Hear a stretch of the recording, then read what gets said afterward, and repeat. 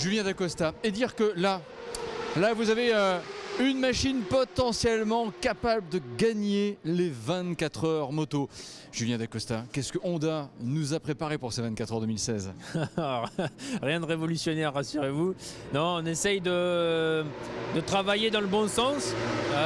Déjà, on va essayer de régler les problèmes de fiabilité qu'on a connus par le passé. Donc là, on aborde l'épreuve vraiment, pas sereinement, mais sans objectifs très élevés. C'est sûr que la politique d'Honda, c'est toujours viser la victoire. Mais on sait très bien qu'une course de 24 heures, on ne l'écrit pas à l'avance, hein, vous en savez quelque chose. Donc voilà, on fait le travail comme si c'était la première fois qu'on roulait. On décortique tout ce qu'on fait, on fait beaucoup d'analyse électronique sur les ordinateurs informatiques et en parallèle des petits tests de pneumatiques. Et donc là, on a les conditions typiques du Mans, le froid, la pluie. Hier, on a eu un peu du séchant, un peu de sec, donc ces essais, j'espère, ne vont pas refléter la météo de la course, mais il faut se préparer à l'imprévisible. Est-ce qu'on fait également des simulations consommation carburant? Par exemple, espacer d'un tour supplémentaire, un passage par les stands pour ravitailler, ça peut permettre de faire la concurrence ou de faire la différence par rapport à la concurrence? Les ravitaillements, c'est tout le temps à la limite, on va dire. On ne peut pas se permettre de garder un tour ou deux dans le réservoir. Sinon, sur 24 heures, ça représenterait des secondes perdues bêtement, quoi. Donc, on essaye d'ajuster la cartographie moteur pour le consommer le moins possible, tout en gardant une confortabilité de roulage optimale.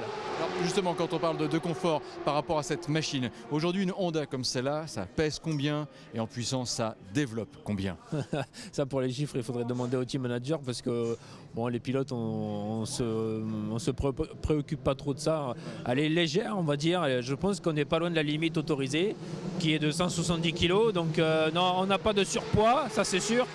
En puissance, on a un petit déficit. Forcément, la moto est vieille de conception, on va dire, entre guillemets, par rapport aux nouvelles hyper sportives de la concurrence. Mais voilà, on comble le handicap de nouveauté par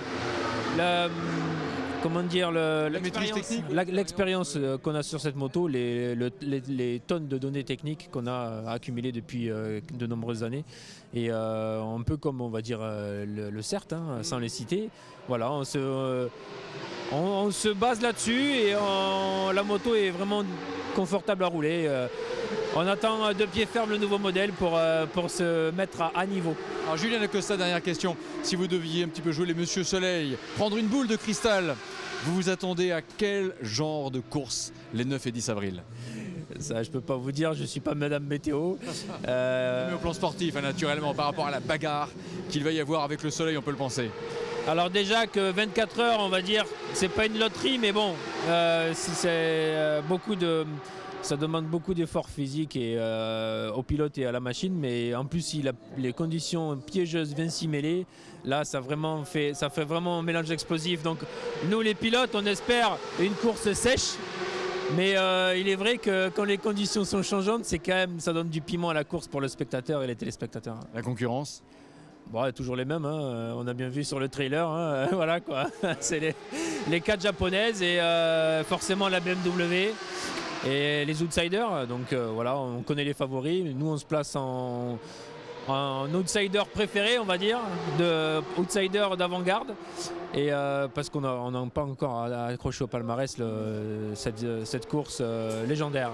Ça va venir. En plus, Julien Dacosta, mener, gérer, même gagner des courses d'endurance, il sait faire. Merci Julien. Merci.